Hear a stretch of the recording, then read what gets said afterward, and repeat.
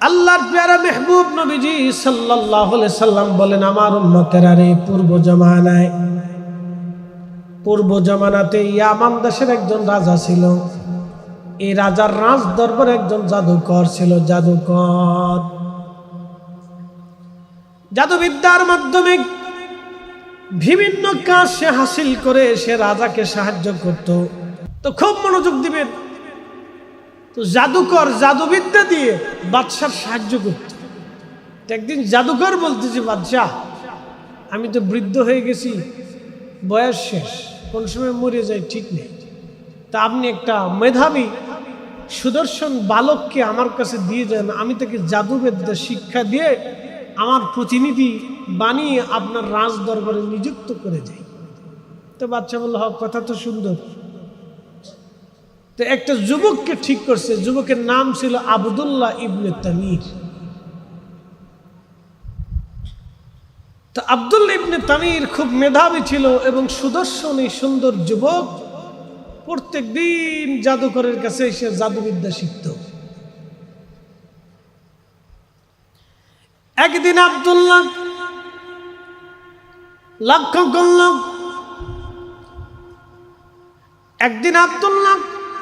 লক্ষ্য করতেছে রাস্তা দিয়ে যাওয়ার সময় একটা গির্জা দেখা যায়। এই গির্জার ভিতরে বসে বসে একজন পাদ্রী কিসের যেন দাওয়াত দেয়, কি কথা যেন বলে। বহু মানুষ তার গির্জার মধ্যে বসে বসে পাদ্রীর কথাগুলি শোনে। তখন হযরত ঈসা রুহুল্লাহ আলাইহিস সালামের শরীয়ত চলমান ছিল। এই যুবক পাদ্রীর গির্জার দরজার পাশে দাঁড়ায় দাঁড়ায় পাদ্রীর কথাগুলি শুনতে লাগলো। কিছু কথা শোনার পরে তার ভালো লেগে গেল। প্রত্যেক দিন জাদুকরের কাছে যাওয়া আসার সময় এই তরুণ যুবকটা, এই বালকটা ওই পাদ্রীর পাশে দাঁড়ায় দাঁড়ায় তার কথাগুলি শুনে শুনে একদিন তার ভালো লাগলো। ডাক দিয়ে বলো, পাদ্রী, তোমার কথাগুলি শুনে আমার কাছে যুক্তিপূর্ণ মনে হয়েছে, তোমার লজিকগুলি আমার কাছে ভালো লেগেছে, তোমার কথা, তোমার ধর্ম পছন্দ হয়েছে, তোমার ধর্মে আমার দীক্ষা দিয়ে দাও, তোমার ধর্মে আমাকে শিক্ষা দিয়ে দাও। পাদ্রী বলল, বেটারে, তাহলে তোমাকে অনেক কিছুই গোপন রাখতে হবে। যুবক বালকটা বলল, হ্যাঁ হুজুর, আমি সব গোপন রাখবো। তুমি জাদুকরের কাছে যায় জাদুবিদ্যা শিখো, কারো কাছে বলা যাবে না তুমি আমার কাছ থেকে এই দিন শিখতেছ। প্রত্যেক দিন জাদুকরের কাছে যাওয়ার সময় কিছু সময় আমারে দিয়ে যাবা, আবার জাদুকর থেকে বাড়ি ফেরার সময় আমার কাছেই তুমি কিছু সময় দিয়ে যাবা। এইভাবে একদিন চলতে চলতে চলতে চলতে ওই বালকটা দেখতেছে রাস্তার মাঝখানে বিরাট বড় একটা বাঘ বসে আছে। ওই বাঘ দেখে এলাকার মানুষ দৌড়িয়ে দৌড়িয়ে পালিয়ে পালিয়ে যাচ্ছিল। আল্লাহর নবী বললেন, হাতের ভিতরে একটা মস্ত বড় লাঠি নিয়ে, পাথর নিয়ে বালকটা ডাক দিয়ে বলতেছে, হে রব, আপনি যদি সত্য হয়ে থাকেন এবং এই পাদ্রীর ধর্ম যদি সত্য হয়ে থাকে, তাহলে এই পাথর নিক্ষেপ করব। এই পাথরের আঘাতে যদি বাঘ মরে যায়, তাহলে বুঝবো আপনি রব আল্লাহ একা, আপনি রব সত্য এবং আপনার দেওয়া ধর্মটাও সত্য। ওই বালক পাথরখানা নিয়ে বাঘের মাথা বরাবর মারার পরে বাঘ সাথে সাথে মারা পড়ে গেল। বাঘ মরেছে কথা শোনার পরে ওই বালকের পরিচয় সারা এলাকায় জানাজানি হয়ে গেল। সারা অঞ্চলে ওই বালকের নাম ছড়িয়ে গেল যে আব্দুল্লাহ ইবনে তামিরের মাধ্যমে বাঘ মারা গেছে, সে বাঘ হত্যা করছে। তো সারা দেশে যখন জানাজানি হয়ে গেল, তো একদিন ওই বালক এসে পাদ্রীকে বলতেছে, হুজুর, ইসমে আজম আমার শিখাই দেন। তো পাদ্রী বলতেছে, বেটা, ইসমে আজম তো খুব কঠিন নাম, তুমি এর ওজন সহ্য করতে পারবে না, তোমার বয়স কম। তো পাদ্রী বলতেছে, বেটারে, তুমি এর ওজন সহ্য করতে পারবে না, কেন সে বয়স তোমার হয় না। কেন না হুজুর, আমার ইসমে আজম জানতেই হবে, কেন আমি তোমাকে ইসমে আজম শিখিতে পারবো। যুবকটা খুব মেধাবী ছিল। সে চলে যাওয়ার পরে তাওরাতে, জবুরে, ইনজিলে 3 কিতাবের ভিতরে আল্লাহর যত নাম ছিল প্রায় 3000-এর মতো আল্লাহর নাম ছিল। সুবহানাল্লাহ কইলেন না? আরো জোরে বলেন। কয় হাজার নাম ছিল? 3000 নাম ছিল আল্লাহ। আল্লাহর গুণাবলী সিফাতি নাম আছে 3000 তাওরাতে, জবুর, ইনজিল। আর কোরআন শরীফে আল্লাহ দিয়েছে 99টা। প্রিয় উপস্থিতি হাজিরিন, এই পাত্রী কিছুই জানতেন না। এই বালকটা 3000-এর মতো নামগুলি তীরের আগার মধ্যে, ফলার মধ্যে লেখলো। লেখার পরে একটা জায়গা আগুন জ্বালাইলো। আগুন জ্বালাইয়া এই বালক প্রত্যেকটা তীর আগুনের মধ্যে ছুঁড়ে মারতে লাগলো। সব তীর আগুনের মধ্যে পড়ে গেল, কিন্তু ইসমে আজম খচিত যেই নাম, ওই তীর বারবার আগুন থেকে লাফিয়ে লাফিয়ে বের হয়ে চলে আসতে লাগলো। পাদ্রী বলল, বেটা রে, ইসমে আজম যেহেতু পাইছো, তাহলে তোমাকে একটা ওসিয়ত করি, যদি কোনোদিন তুমি বিপদে পড়ে যাও, তাহলে তুমি কিন্তু আমার নাম বলবে না, আমার পরিচয় বলবে না, আমাকে তুমি গোপন রাখবে। তখন ওই বালক বলল, হ্যাঁ হুজুর, আমি আপনাকে গোপন রাখবো, চিন্তা নাই। কিন্তু পাদ্রী বুঝতে পেরেছে এই ছেলে ইসমে আজমের ওজন ধরে রাখতে পারবে না। ইসমে আজম নেওয়ার পরে আল্লাহ তার ভিতরে এমন একটা বরকত দিয়ে দিলেন, মুস্তাজাবাতুদ দাওয়া। সে আমার রবের কাছে যা চায়, ওয়া ইন সাআলানি লা উতিয়ান্নাহু ওয়া লা ইস্তাআযানি লা উইজান্নাহু, চাইতে দেরি হয়, আল্লাহর আসমান থেকে আসতে দেরি হয় না। একবার আওয়াজ তুলে বলা যাবে কি, ইয়া রাসূলুল্লাহ। আসতে দেরি হয় না, চাইতে দেরি হয়, তোমাকে আসতে দেরি হয় না। এটা মুস্তাজাবাতুদ দাওয়া, দোয়া কবুলিয়তের সর্বশেষ সীমানা ইসমে আজম সে জানিয়ে আওতা করে ফেলছে। তো মানুষরা তার কাছে এসে বিভিন্ন মাকসাদ নিয়ে, বিপদ নিয়ে, মুসিবত নিয়ে বলতো, আর সে দোয়া করতো, সাথে সাথে বিপদ চলে যেত। বান্দার তো নারী আসতো, সন্তান হয় না, দোয়া করতো, সন্তান হতো। বিভিন্ন জটিল কঠিন রোগী আসতো, দোয়া করতো, ভালো হয়ে যেত। তো রাজার এক উজির ছিল, সঙ্গত কারণে উজির একটা রোগে অন্ধ হয়ে গেছে, চোখে দেখে না। উজির জানতে পারছে যে আব্দুল্লাহ ইবনে তামির নামক এক যুবক আছে, সে অনেক মস্ত বড় জাদুকর। তারা জাদুকর মনে করল যে সে যা বলে তাই হয়ে যায়, যত জটিল কঠিন সমস্যা নিয়ে গেলে সমাধান হয়ে যায়। তখন এই উজির আস্তে আস্তে হাঁটতে হাঁটতে আব্দুল্লাহ ইবনে তামিরের দরজায় এসে বলল, বেটা, আমি শুনছি তুমি নাকি চোখ ভালো করে দিতে পারো, তা আমি তো উজির, আমার চোখ ভালো করে দাও, আমার চাকরি চলে গেছে। আব্দুল্লাহ ইবনে তামির বলল, উজির, আমি তো চোখ ভালো করি না, চোখ ভালো করে আল্লাহ। চোখ ভালো করে কে? একসাথে বলি আল্লাহ, আরো জোর আল্লাহ। এই বালকটা ডাক দিয়ে বলতেছে, উজির, তোমার চোখ ভালো হয়ে যাবে, কিন্তু শর্ত আছে, আমি তোমার জন্য দোয়া করব। আমার আল্লাহ তোমার চোখ ভালো করে দিবে, কিন্তু শর্ত হলো তোমাকে কালেমা পড়ে মুসলমান হতে হবে, ঈমানদার হতে হবে। উজির বলল, বেটারে, চোখ যদি ভালো হয় তাহলে আমি ঈমান আনতে আমার সমস্যা কোথায়? তুমি আমার চোখ ভালো করো, দোয়া করো, আমি অবশ্যই তোমার কালেমা পড়ে মুসলমান হয়ে যাব।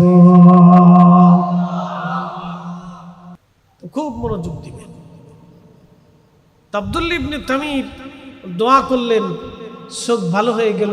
উজির কালেমা পড়ে মুসলমান হয়ে রাজ দরবারে ফিরে গেল। তো বাদশা বলতেছে, উজির, চোখ কেমনে ভালো হলো? বলে, আল্লাহ ভালো করছে। জোরে কর, কে ভালো করছে? উজির আজম বলতেছে আল্লাহ ভালো করছে। তোর বাদশা, আমি স্যার আবার খুদা কেডা? তোরে কেডাই শিখেছে? কে শিখেছে? কামারে যুবক আব্দুল্লাহ ইবনে তামির শিখেছে, যারে জাদু শিখাইতে দিছিল। হা, বেটা তো ভালো জাদুকর হয়েছে রে। আচ্ছা, ডাক দে। আব্দুল্লাহ ইবনে তামিরকে ডেকে নিয়ে যাওয়া হলো। প্রিয় নবী বলতেছেন, আব্দুল্লাহ ইবনে তামিরকে ডেকে নিয়ে যাওয়ার পরে আব্দুল্লাহ ইবনে তামির, বাদশা বলল, বেটারে তুমি তো সুন্দর জাদু শিখেছ। আব্দুল্লাহ ডাক দিয়ে বলল, বাদশা জাদু শিখি নাই, এটা আমার আল্লাহর কালাম। তখন বাদশা বলে, ব্যাপার কি, তুমি এই ধর্ম কোথা থেকে শিখেছ? বলে, পাদ্রি থেকে শিখেছি। ধরে আনো পাদ্রিকে। পাদ্রিকে ধরে আনার পরে পাদ্রিকে বেঁধে রাখা হলো, শুলে চড়ানো হবে। পাদ্রি, এই ধর্মকে ছেড়ে দিবা? পাদ্রি বলে, না, জীবন যাবে, ইমান যাবে না। জীবন যাবে, ইমান যাবে না। একবার আওয়াজ তুলে বলা যাবে আল্লাহু আকবার। তেলের গাড়ি তেলে চলে, হাওয়ার গাড়ি হাওয়ায় উড়ে, বিনা তেলে চালাই গাড়ি নবী সুলাইমান। আমরা সেই মুসলমান, আমরা সেই মুসলমান।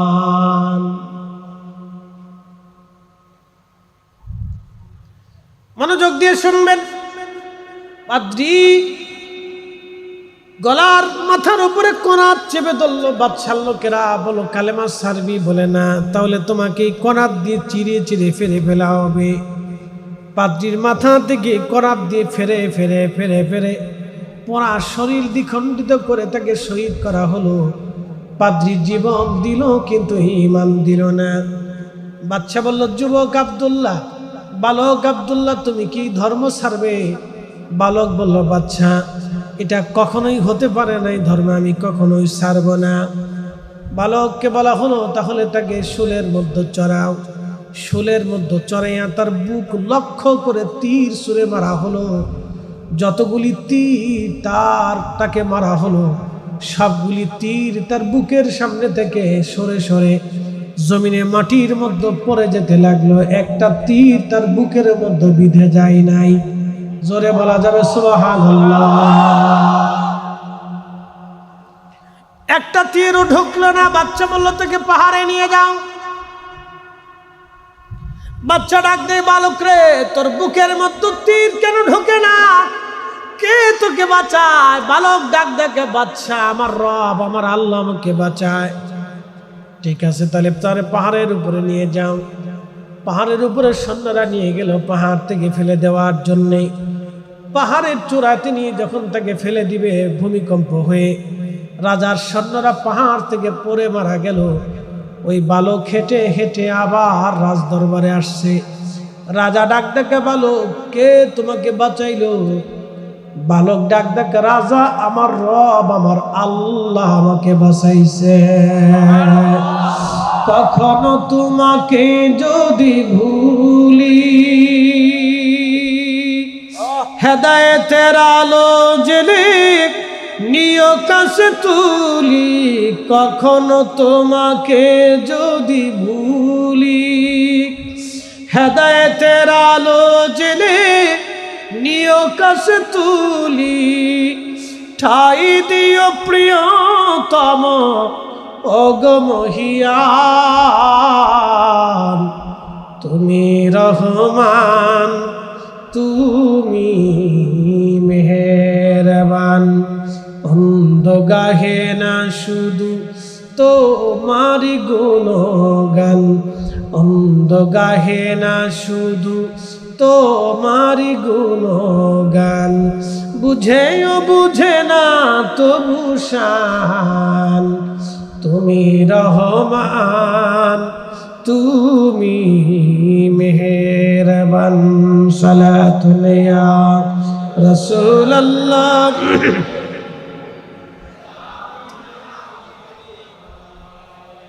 সালাতুন ইয়া রাসূলুল্লাহ, আলাইকুম সালামুন ইয়া। খবর লও ইয়া রাসূলুল্লাহ, খবর লও मेरे मौला मेरे आका, खबर लो। सलातुन या रसूलुल्लाह अलैकुम।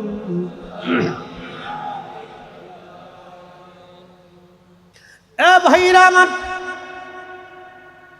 তখন এই পাত্রিক এই যুবককে বালককে বলা হলো তাহলে তাকে নিয়ে যাও, সাগরের মধ্যে ছেড়ে দাও।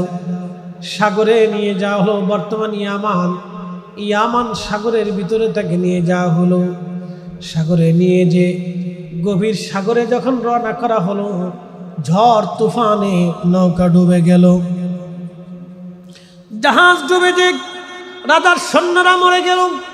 অলৌকিকভাবে এই বালকটা সাগর থেকে বেঁচে আবার রাজদরবারে ফিরে আসছে। রাজা ডাকতে বলতেছে, বালক কে তোমাকে বাঁচাইলো? বলে, আমার আল্লাহ আমাকে বাঁচাইছে। ভাইজান, তখন এই রাজা ডাকতে বললো, বালক রে তুমি কি মারা যাবে না? তোমাকে কি মারা যাবে না? বালক ডাক ডাকে, রাজা আমাকে মারা যাবে, কিন্তু একটা শর্ত আছে। বলে, শর্ত কি? আমি ইয়ামানবাসীদেরকে তুমি একটা বিরাট বড় প্রান্তরে মাঠের মধ্যে জমা করবা। মাঠের মধ্যে জমা করার পরে শুলের মধ্যে তুমি আমারে চড়াইয়া বেঁধে নিয়ে তোমার হাতে তীর নিয়ে বিসমিল্লাহি রাব্বি হাদাল গোলাম বলে তুমি এই তীরখানা আমার বুকের দিকে ছুঁড়ে দিবে। এই তীরখানা যদি আমার রবের নামে তুমি ছুঁড়ে দাও, তাহলে অবশ্যই আমি শহীদ হয়ে যাব। যত সময় আমার রবের নামে তীর ছুঁড়ে না মারবা, তত সময় পৃথিবীর কোনো শক্তি আমাকে মারতে পারবে না। একবার আওয়াজ তুলে বলা যাবে, আল্লাহু আকবার। শোনেন, প্রত্যেক হাকিকতের হাকিকত আছে, রহস্য আছে। প্রত্যেক সৃষ্টির রহস্য আছে। আমি বুঝাইতেছি, আমি এই পর্যন্ত রাখলাম, পরের অংশে আসতেছি। কারবালা হয়েছে না? 10ই মুহররমে না হয়ে কি 11ই মুহররমে হইতে পারতো না? 10 তারিখে হইল কে? রহস্য আছে। আশুরার দিনই কারবালার যুদ্ধ হলো কেন? 9 তারিখে হতে পারতো, অন্য মাসে হতে পারতো, অন্য দিনে হইতে পারতো, রমজানে হইতে পারতো, কুরবানির দিনে হইতে পারতো, কিন্তু 10ই মুহররমে আশুরার দিনই হইল কেন? রহস্য আছে।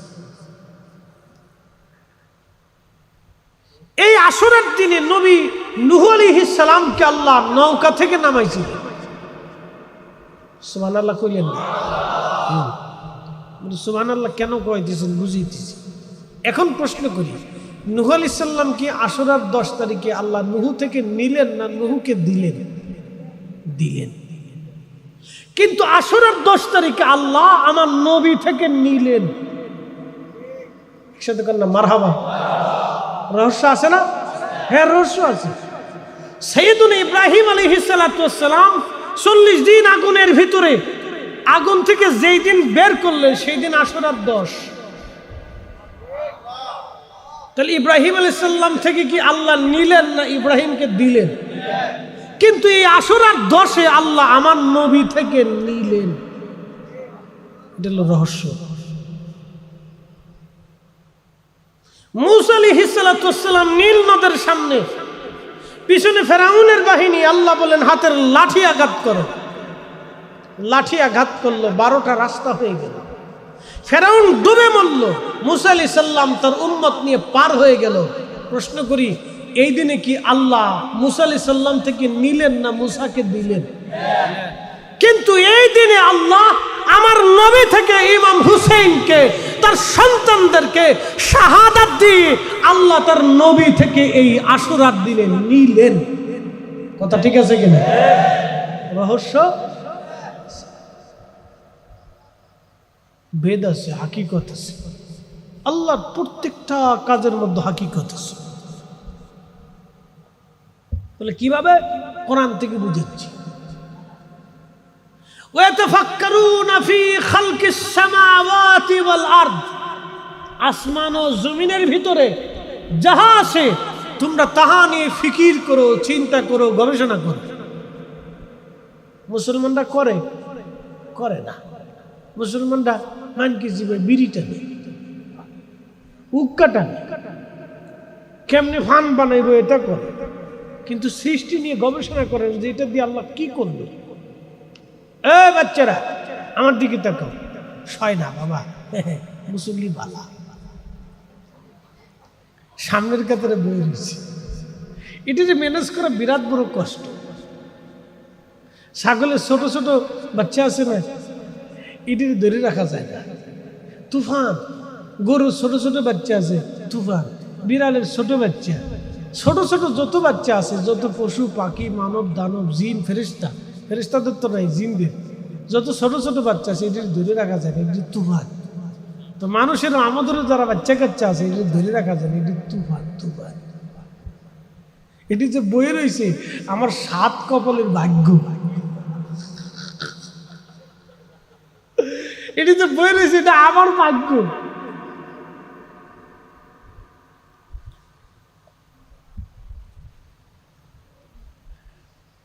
প্রত্যেক হাকিকতের হাকিকত আছে। ওয়াতাফাক্কারুনা ফি খালকিস সামাওয়াতি বলা, আসমান ও জমিনের ভিতরে যা আছে সব নিয়ে তোমরা ফিকির করো, চিন্তা করো, গবেষণা করো।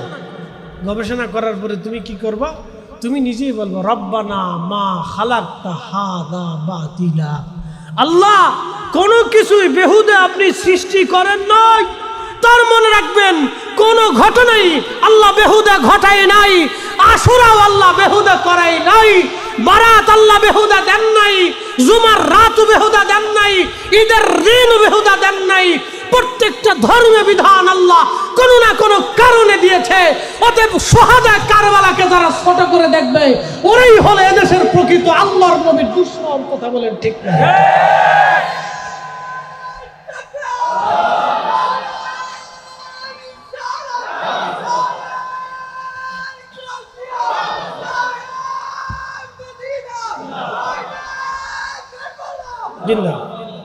আল্লাহ আমাদেরকে সুহাদায়ে কারবালার মোহাব্বত দিয়ে দিলকে উজালা বানাই দিই বলেন। পৃথিবীর কারো কথায় কান দিবেন না, পৃথিবীর কোন মৌলবীর কথায় কান দিবেন না। মক্কার ইমামও যদি বলে সুহাদা কারবালা কিছু না, তো ইমাম তালাক। মনে রাখবেন পৃথিবীর সমস্ত আলেম যদি বলে কারবালা কিছু না, সুহাদা কারবালা কিছু না, তো পৃথিবীর সব আলেম তালাক। জোরে বলেন, জোরে বলেন। মনে রাখবেন ওনারা একদিকে, তাম দুনিয়া আর একদিকে। ওনাদেরকে আমরা ভালোবাসি নবীর রক্তের কারণে। কথা ঠিক আছে কিনা?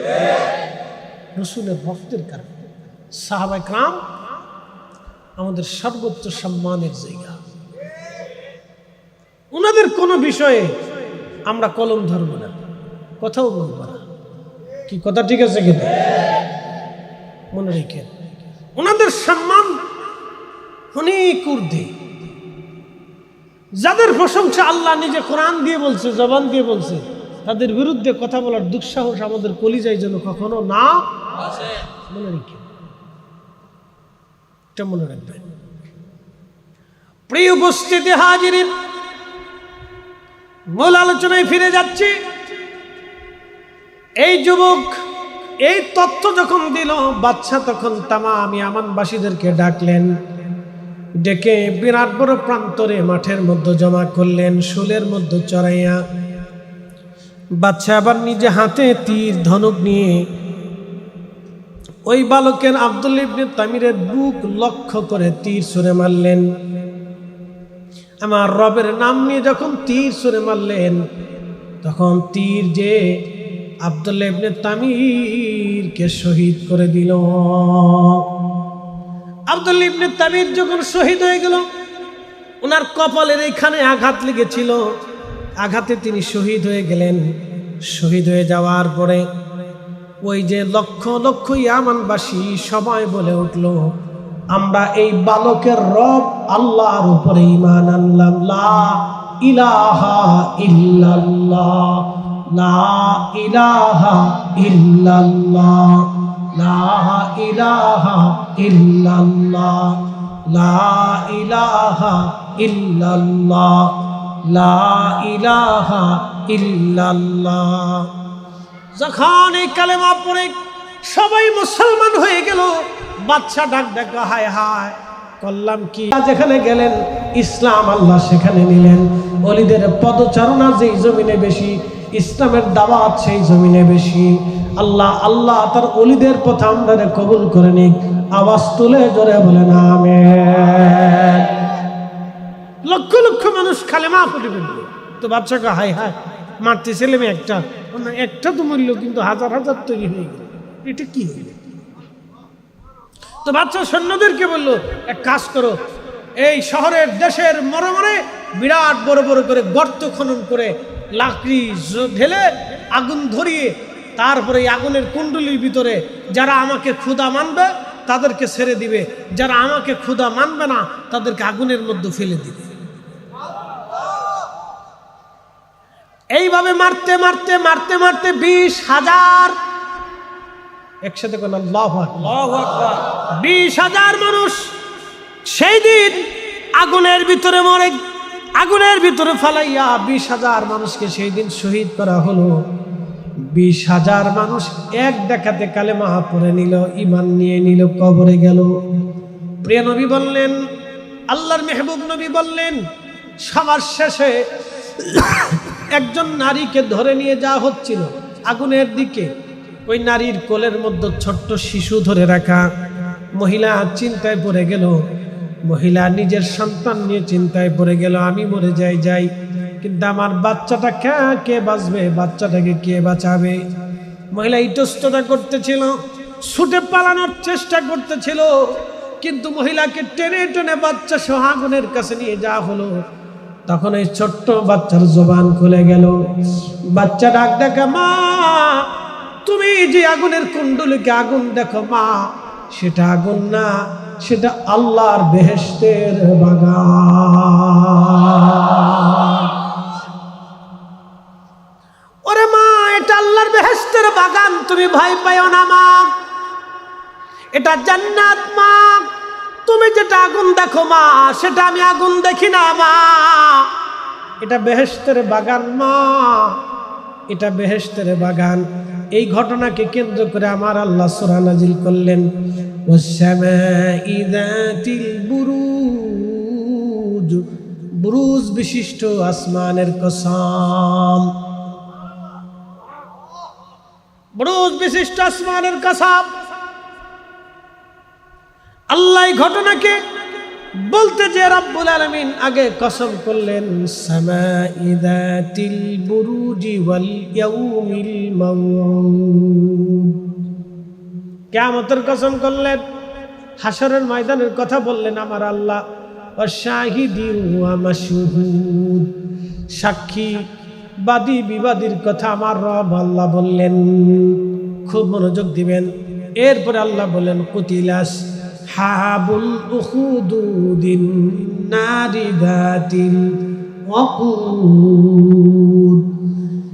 এই ঘটনাকেই কওমদেরকে বলা হতো আসহাবুল উখদুদ। আসহাবুল উখদুদ যাদের আগুনের মধ্যে পুড়িয়ে পুড়িয়ে শহীদ করা হলো, জীবন দিল কিন্তু ঈমান দিল না। বেঈমানের সামনে তারা মাথা নত করল না, তারা ঈমান দিল না, তারা জীবন দিল, শহীদ হয়ে গেল, কিন্তু মাথা নত করল না। প্রিয় উপস্থিতি, আল্লাহর নবী বললেন, তখন এই মহিলা আগুনের ভিতরে ঝাঁপিয়ে পড়ে আল্লাহর বেহেশত চলে গেল। ভাই আমার খুব মনোযোগ দেন। ওই আব্দুল্লাহ ইবনে তামিরকে দাফন করা হলো। দাফন করার বহু বছর পার হলো। কত বছর? নবীজি দুনিয়াতে আসার 70 বছর আগের ঘটনা বলতেছি, বেশি দিন নেই। প্রিয় নবী পৃথিবীতে আসার 70 বছর আগে, 50 বছর আগে হলো আসহাবুল ফিলের ঘটনা, আর 70 বছর আগে হলো আসহাবুল উখদুদের ঘটনা। দুই ঘটনাই কোরআনে লেখা হয়েছে, একটা সূরা বুরুজে, একটা সূরা ফিলে। মনে রাখেন, এই দুই ঘটনা ইয়ামানকে কেন্দ্র করে। এই জন্য নবীজি মাঝে মধ্যে বলতেন, আল ঈমানু ফিল ইয়ামান, যদি ঈমান দেখতে চাও তো ইয়ামানের দিকে তাকাও। ওই ইয়ামানের ভিতরে ওয়াসাল কারনি রাদিয়াল্লাহু আনহুর জন্য, একসাথে বলবেন না মারহাবা। ইয়ামানিদেরকে নবী পছন্দ করতেন, ইয়ামানি চাদর পছন্দ করতেন। আপনি আরবে গেলে দেখবেন ইয়ামানিদের ব্যবহার, আচার আচরণ খুব সুন্দর। খুব চমৎকার। ওদের হোটেলে গেলে খাইতে বললে ওরা আপনার সাথে হাসি খুশি দিয়ে খুব সমাদর করে খাওয়াবে। দোকানে কিছু কিনতে গেলে আপনারা হাসতে হাসতে খুব আদর করতে করতে আপনাকে বিক্রি করবো। ওরা খুব চমৎকার ব্যবহার, খুব সুন্দর ব্যাপারই আমানিদের। তো মনোযোগ দেন, যেদিকে ফিরে যাচ্ছি, তো ইয়ামানকে কেন্দ্র করে দুইটা ঘটনা কোরআনে আছে, ফিলের ঘটনা আর একটা বুরুজের ঘটনা। তো নবী যে পৃথিবীতে আসার বেলাদতের 70 বছর আগে হচ্ছে আসহাবুল উখদুদের ঘটনা। তো নবীজি আসলেন, 40 বছরে কোরআন নাজিল হলো, তাহলে 70 আর 40 110 বছর। এরপরে প্রিয় নবীজি আরো 23 বছর কোরআনের দ্বীনের খেদমত নবীজি দাওয়াত দিলেন, মানুষ ইমানের পথ দেখাইলেন। তাহলে আরো যদি 23 বছর হয়, তাহলে 10 আর 23 কত, 33 বছর। তাহলে হজরতে 133। আর এরপরে নবীজির ইন্তেকালের পরে আবু বকর এবং হজরত ওমরের জমানা। আবু বকরের খেলাফত কয় বছর ছিল? 3 বছর না? 3 বছর তো মনে না, এরকমই, এই তো 2 বছরের মতো আর কি, যা কত 2 বছর বা এরকমই। আমার ভালো স্মরণে নেই, যেন দুঃখিত। তো এরকমই 2-3 বছরই খেলাফত ছিল। এরপর হজরত ওমর আসলো, তাহলে আমি ধরলাম 136 বছর পরে ইয়ামানে হজরত ওমরের আমলে খাল খনন চলতেছিল। ইমাম ইবনে কাসির আল বাদাতে লিখছে, খাল খনন চলতেছে। আমার দিকে তাকা, ভালো করে শুনে যান, আপনাকে এগুলো জানতে হবে। খাল খনন চলতেছে ঠিক এমন সময়ে সাহাবীরা যখন খাল খনন করতেছে, খাল খনন করার সময় মাটি উঠানোর পরে দেখে একটা তাজা লাশ মাটির নিচে। একসাথে জোরে জোরে জোরে জোরে হাত এইভাবে দিয়েছিল কপালের, এই যে এখানে তীরের আঘাত ছিল, এইভাবে হাত দিয়ে তাকে শুয়ে রাখা হয়েছে। তাজা লাশ, চোখ তাজা, চুল তাজা, দেহ তাজা, তার ত্বক তাজা। একসাথে কোন আল্লাহু আকবার। 136 বছর পরেও তার দেহ তাজা। লোকেরা সাহাবেরা পর্যবেক্ষণ করে দেখলো এটা সেই আসহাবুল উখদুদের আব্দুল্লাহ ইবনে তামিরের লাশ। আল্লাহর কোরআন কত চমৎকার সত্য। ওয়ালা তাকুলু লিমান ইউকতালু ফি সাবিলিল্লাহি আমওয়াত। আল্লাহর পথে যারা মারা যায় তোমরা তাদেরকে মৃত মনে করিও না, বালা হিয়া, বরং তারা জিন্দা। ওয়ালাকিন লা তাশউরুন, তোমরা বুঝো না। তাহলে আমাদের হুসাইন, আমাদের হাসান রওজা মুবারকে জিন্দা, শুহাদায়ে কারবালা রওজা মুবারকে জিন্দা, শুহাদায়ে উহুদ রওজাতে জিন্দা, শুহাদায়ে বদর রওজাতে জিন্দা, শুহাদায়ে মুতা রওজাতে জিন্দা, শুহাদায়ে খান্দাক রওজাতে জিন্দা। কথা বলেন ঠিক না বেঠিক? আল্লাহু আকবার, ইয়া রাসূলুল্লাহ, ইয়া রাসূলুল্লাহ, জিন্দাবাদ। ঈসা আলাইহিস সালামের উম্মত যদি ইন্তেকালের পরেও 136 বছর পরেও যদি জিন্দা থাকে, একটু ত্বকও নষ্ট হয়। সাহাবায়ে একরাম কপালের উপর থেকে হাত টান দিয়ে সরানোর পরে দেখা যাচ্ছে গলগল গুলো রক্ত আসতেছে। সুবহানাল্লাহ বলবেন না? কপাল বেয়ে বেয়ে রক্ত আসতেছে, তাজা তাজা রক্ত বের হয়ে আসে। সাহাবীরা আবার হাত ছেড়ে দিলেন, ওই হাত তার কপালে যে লাগলো, হাত কপালে লেগে গেল, রক্ত আবার বন্ধ হয়ে গেল। ওই অবস্থায় আব্দুল্লাহ ইবনে তামির 136 বছর ধরে মাটির নিচে, মাটিও খেলো না, পোকায় ধরল না। আহা, এটা আল্লাহর পথের প্রতীক হয়ে যারা শহীদ হয়ে যায়, এই জন্য অলিরা জিন্দা। কারণ অনেক অলিরা নিজেরা নফসের সাথে জিহাদ করে করে কবরে চলে গেছে। অলিরা নিজের নফসের সাথে জিহাদ করে করে কবরে চলে গেল। নফসে আম্মারার সাথে তারা জিহাদ করেছে, নফসে আম্মারার সাথে জিহাদ করে করে করে করে করে করে তারা বিজিত হয়ে নফসে মুতমাইন্নার অধিকারী হয়ে কবরে চলে গেল। এই জন্য আল্লাহ বললেন, ইয়া আইয়াতুহান নাফসুল মুতমাইন্না তুরজিই ইলা রাব্বিকি রাদিয়াতাম মারদিয়া ফাদখুলি ফি ইবাদি ওয়াদখুলি জান্নাতি।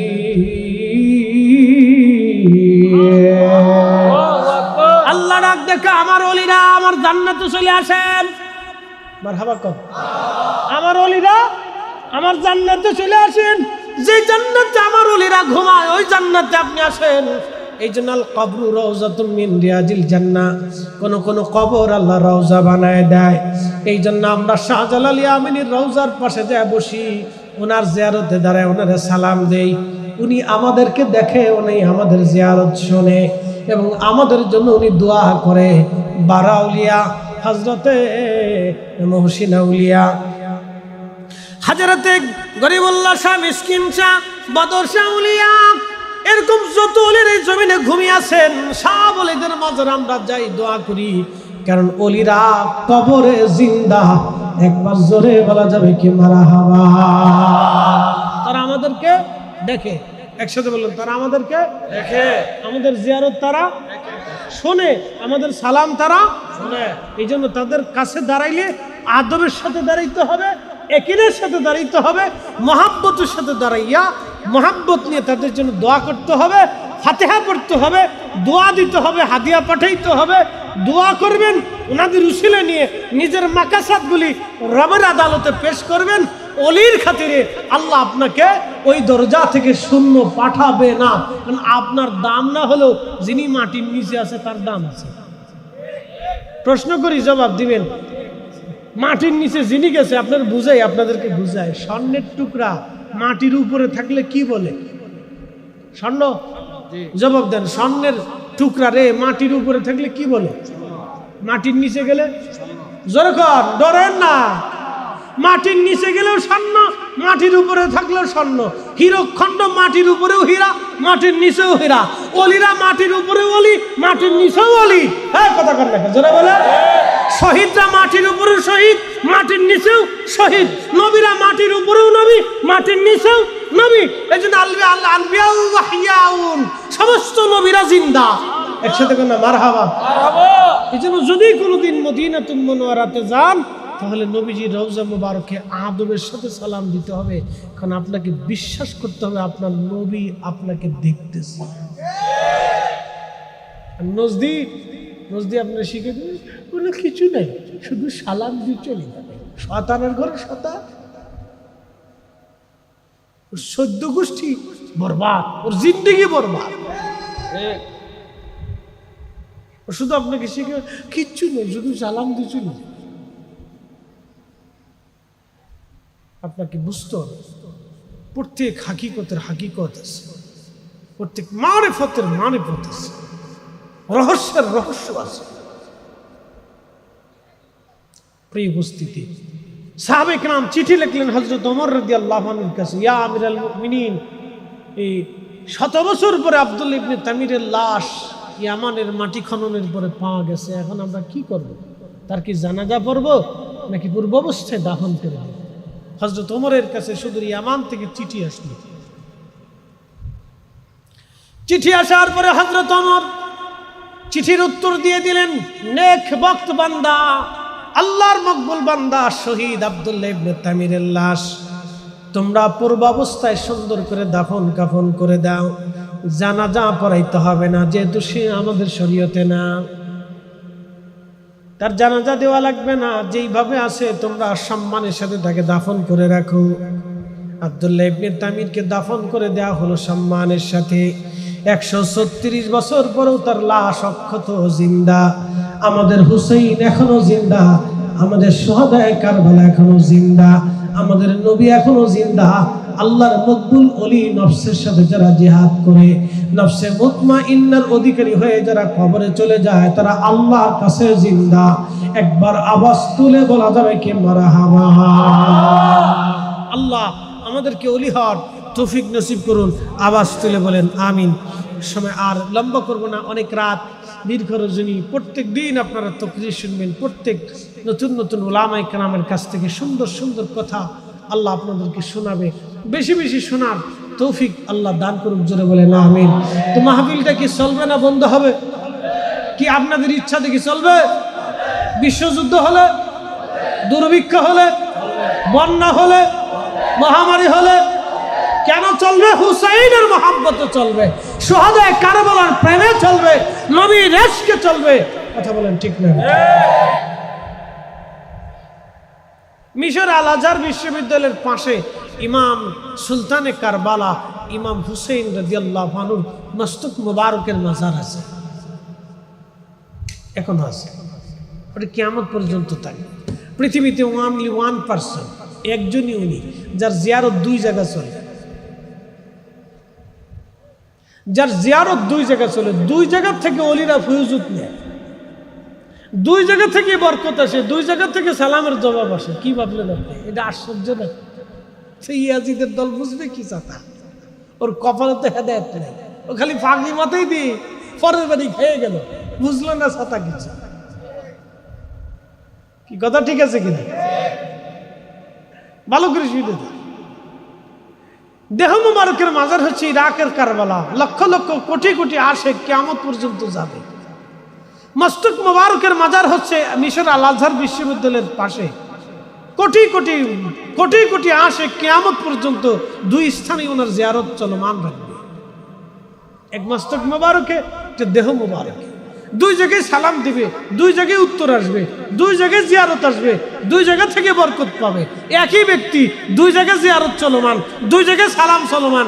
তিনি সুলতানে কারবালা, তিনি শহীদে কারবালা, তিনি আওলাদে রাসূল, তিনি ইমামে মাকাম হুসেইন রাদিয়াল্লাহু তাআলা আনহু। অতএব ওনার শাহাদাতকে, ওনার ত্যাগকে, ওনার কুরবানিকে, ওনার জিহাদকে, ওনার সাধনাকে, ওনার শাহাদাতকে, ওনার সন্তান ত্যাগকে, ওনার এই যুদ্ধটাকে, ওনার এই আশুরার দিনটাকে যারা ছোট করে দেখবে, সবকটা ইয়াজিদের প্রেতাত্মা।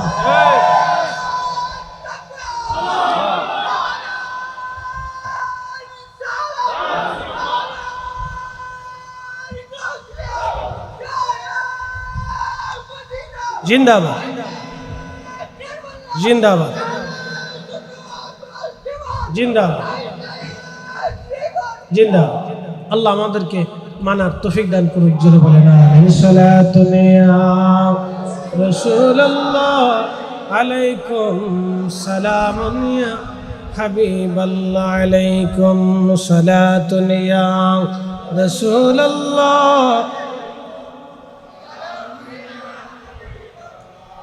হ্যাঁ, সালাতুন ইয়া রাসূলুল্লাহ।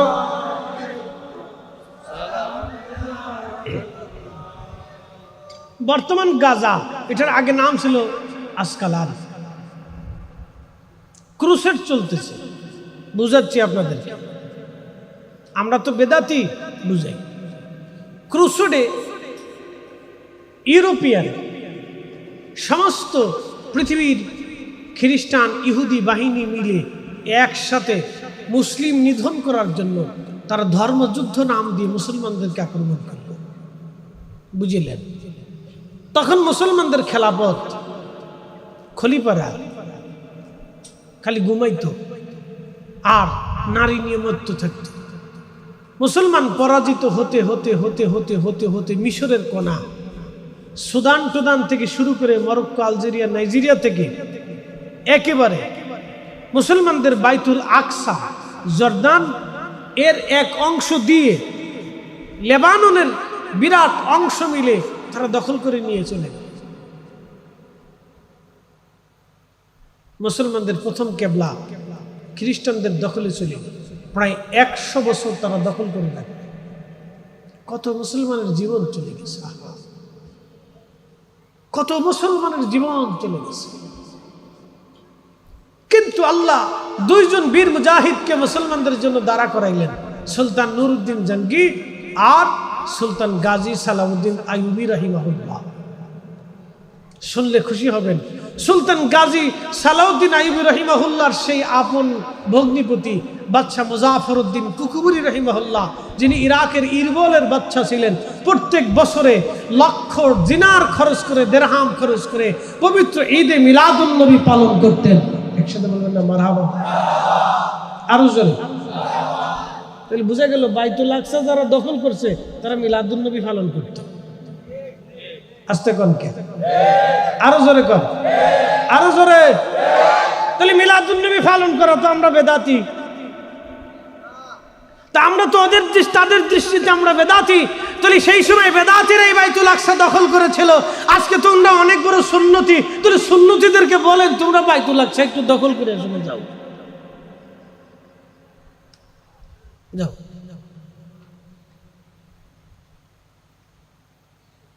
বুঝতে পারছেন?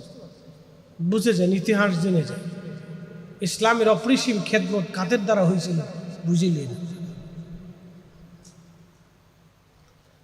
প্রিয় উপস্থিতি, হযরত ইমাম হুসাইন রাদিয়াল্লাহু আনহুর মাজার, পবিত্র মস্তক মোবারক গাছকালানে খ্রিস্টানদের আওতার ভিতরে চলে গেল। মিশরের গভর্নর বললেন আমরা থাকতে ইমাম হুসাইনের পবিত্র মস্তক খ্রিস্টানদের দখলে থাকতে পারে না।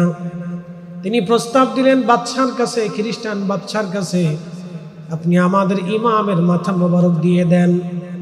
খ্রিস্টান বাদশা বলল মাথা নিয়ে যান, কিন্তু শর্ত 30,000 স্বর্ণ মুদ্রা দিতে হবে। 30,000 স্বর্ণ মুদ্রা বর্তমানে শত শত হাজার হাজার কোটি টাকা হবে। 30,000 স্বর্ণ মুদ্রা দিয়ে মিশরের বাদশা সুলতানে কারবালার পবিত্র মস্তক আনার জন্য রওনা দিলেন। সৈন্য সামন্ত নিয়ে, আমির ওমরা নিয়ে, উলামা ইকরাম নিয়ে, বুজুর্গদেরকে নিয়ে তিনি রওনা করে চলে গেলেন। যখন ইমাম হুসাইনের পবিত্র মাজারের অদূরে গেলেন, পায়ের জুতা তারা খুলে ফেললেন। সবার পায়ের জুতা খুলে নগ্ন পায়ে, খালি পায়ে তারা হেঁটে হেঁটে ইমামে সুলতানে কারবালার মাজারে গেলেন। পবিত্র মস্তক উঠানোর জন্য উপর থেকে মাটি সরাইয়া সরাইয়া যখন পবিত্র মস্তকের কাছে গেলেন, মস্তক মোবারক উঠানোর পরে দেখা গেল আহা, ঘটনাটা 600, ঘটনাটা হলো 61 হিজরিতে। ইমাম হুসেনের শাহাদাত 61 হিজরি, কিন্তু ক্রুসেড 530 হিজরি। ভালো করে বুঝলেন? ঘটনা ঘটতেছে 530 হিজরি, শহীদ হয়েছেন তিনি 61 হিজরি। তার মানে 470 বছর পরে ইমাম হুসেন রাদিয়াল্লাহু আনহু শাহাদাতের 470 বছর পরে ওনার পবিত্র মাথা মোবারক উঠানোর জন্য যখন মাটি সরানো হলো, 470 বছর পরে দেখা গেছে ওনার পবিত্র মস্তক 470 বছর আগে যেমন 470 বছর পরে তেমনই আছে। ওনার চুল দাড়ি মোবারক ওইভাবেই আছে, ওনার চেহারা ওইভাবে আছে, সামান্য পরিমাণ পরিবর্তন আসে নাই। একবার আওয়াজ তুলে বলা যাবে কি ইয়া রাসূলুল্লাহ? জিন্দা। একসাথে বলেন কি জিন্দা। নজদিরা জোর করে মেরে ফেলেন, ওরা জোর করে মারে। মুহাম্মদ রাসূলুল্লাহ কাদ মাতা, মদিনা শরীফের রওজা পাকের পাশে দাঁড়ায় মুতুয়া পুলিশ গুলি দেয়, মুহাম্মদ রাসূলুল্লাহ কাদ মাতা, মুহাম্মদ অবশ্যই মরে গেছে। হ্যাঁ, এইভাবে ইয়া ইয়াল্লাহ রুহ, যাও যাও যাও, এখানে কিচ্ছু নেই, ইয়াল্লাহ কাবা, ইয়াল্লাহ কাবা, যাও কাবার দিকে ফিরে মোনাজাত করবে। বের হয়ে আসে আপনি একটু রওজার দিকে ফিরে মোনাজাত করবেন, তাও কতটি ঘন্টা মৌলবি আছে। ওরে কি আল্লাহ আল্লাহ বেদা, আল্লাহ বেদা,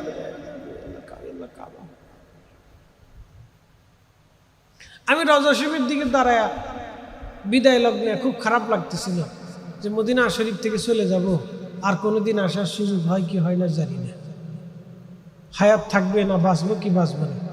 তা আমি অঝরে কাঁদতেছিলাম, ইয়া রাসূলুল্লাহ আপনার কদমে কি আর কোনোদিন আসতে পারবে না? মু তো একটাই একা, ইয়া শেখ আল্লাহ বেদা, আল্লাহ বেদা। আমি একটা ধম দিই, ছেড়ে দাও শয়তান, বেয়াদব শয়তান, এইভাবে বলতেছি, বেয়াদব শয়তান দূর।